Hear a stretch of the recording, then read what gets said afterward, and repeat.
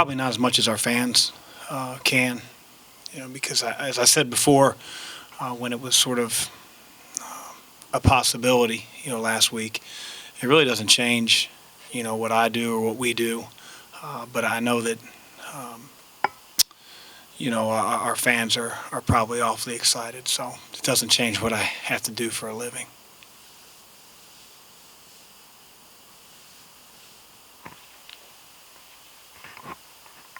Does Michigan look like a top 5 team to you?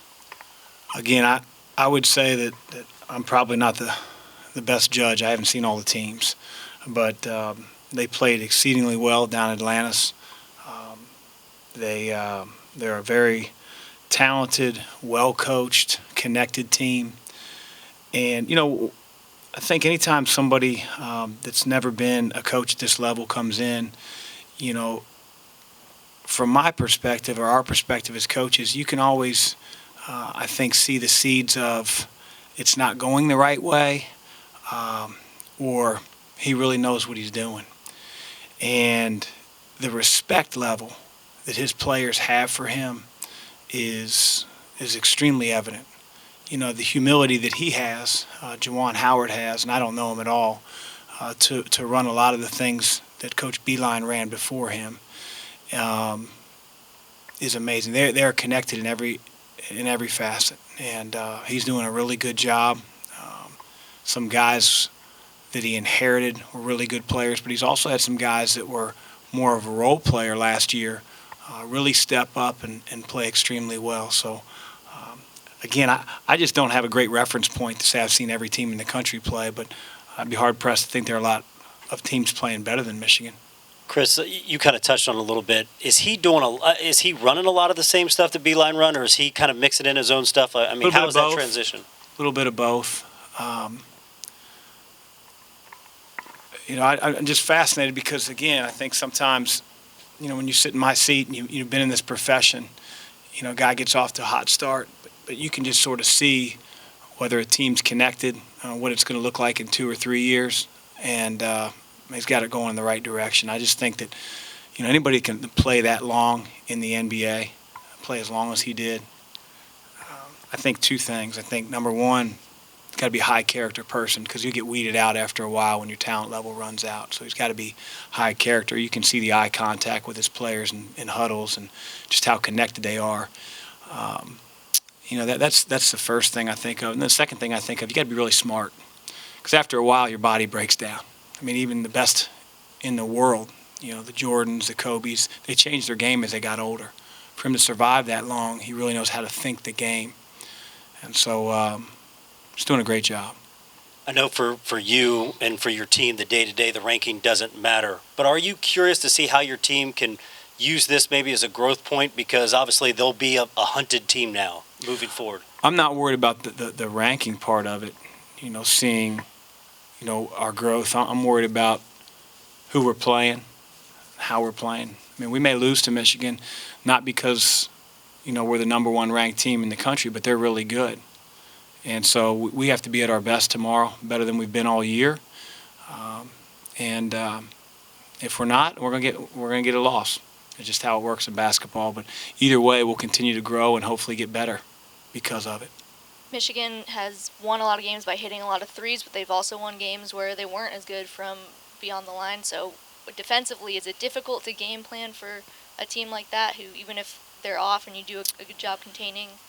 It's not so much the game plan, although I'm not trying to, remove me from that equation. Xavier Simpson's incredible. He's just really talented. There's a story I won't go into, but he actually committed to us. And he just does what the game tells him. He gets in the lane. He's got guys around him that can really shoot the ball. He's extremely unselfish. I mean, he's just like a little coach on the floor out there. And he throws the ball to guys that are open. He's got great shooters around him. Teskey's a mountain of a guy that, finishes rolls. So, he's just the guy that runs their show, and it's very difficult to keep out of the lane. Every team in the Bahamas defended their ball screens differently, and it didn't work out too well. To bounce off, talk about Michigan shooting the three, coming off the Western game where they went 1 for 17. You mentioned you hoped that it was a lot of your defense. So after you watched the film, what can you take away from how you guys defended the three getting ready for Michigan? Well, we just got to know that who we're playing is a little bit better. And our closeouts have to be a little bit harder. And there are a few more threats on the floor in this game. And so we, I think we understand that. But whether we can execute that will be, a different story. We'll find out. If you can circle back to when you were considering this job and all of the turmoil that had existed and to some extent continues to exist, what was it about it that made you believe that the rebuilding would not take very long, that you could get back to elite status pretty quickly? Well, I'd tell you, number one, I don't feel like our job is even in any way, shape, or form finished. If it was, I could just retire. It'd be great. It's always a process. I think a few things. I think that the tradition that Louisville's had, the national championships, the Final Fours, the best league in America, that was attractive, and I looked at it more in the longer term than I did for a short term. And I have a belief in myself and the guys that I coach with. But, still, we got a long way to go. They got 4 guys shooting 42% or better from three, which is an extraordinary number in terms of 4 guys doing it and that percentage. Are they just doing a good job of getting open looks? They're making tough shots? A little bit of both. Xavier Simpson creates so many looks. I mean, he's almost averaging 10 assists a game, leads the country. And then they have some guys that, a little bit like Jordan, can make some tough shots. They're a very disciplined team. They allow him to be the primary playmaker, and those other guys can straight line drive, and they can get in the lane, and they're unselfish. But he creates so many looks, and when you get Teskey rolling to the rim, whoever you help in off of, he's going to find. And so, a little bit of both, but I think their offense isn't just full of shot makers making difficult shots. Chris, it was pretty evident Friday about Malik and defense and how big of a help he is for you guys. How much of it is because of he is so vocal? How much is that the biggest help? I don't know if that's the biggest. He's smart, and he tells his teammates what he sees and what's developing, and he's very passionate about it. And he's got really good instincts. Probably the same thing as being smart. Being 6'10", 6'11", long-armed. I think there was right in front of our bench against Western, he sort of half-hedged and then realized the kid was trying to snap a bounce pass, and how he got his hand on it, deflected it. You don't find that a whole lot. And that's why I've said for a long time I feel like Malik is one of the best defensive big guys in the entire country. Anything else, Coach? Yep.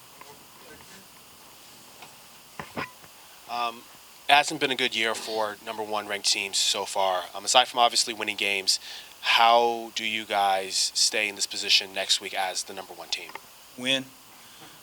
Everybody keeps asking me about number 1. I walked into the house last night, and when I felt like it was evident that we were going to be number 1. And first person I saw was my wife, and I said, I'm number 1. I'm number 1. And she said, take out the garbage.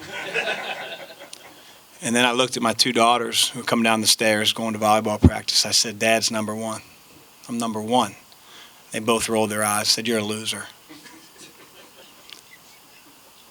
But then Braden, my 5-year-old, next week, December 8th, I said, Braden, Dad's number 1. He said, I'm number 1. And so we had a huge argument. Dad was number 1, Braden was number 1. And that's still yet to be settled. And again, all this stuff is irrelevant. I'm really glad for our fans. Win or lose tomorrow night, it'll have nothing to do with the ranking. Michigan's a terrific team. I want to see where our team's at, and whatever happens, try to get better at it. So, thanks. Well, that really happened, or did you just make No, it really happened. We got to come to the Mack house.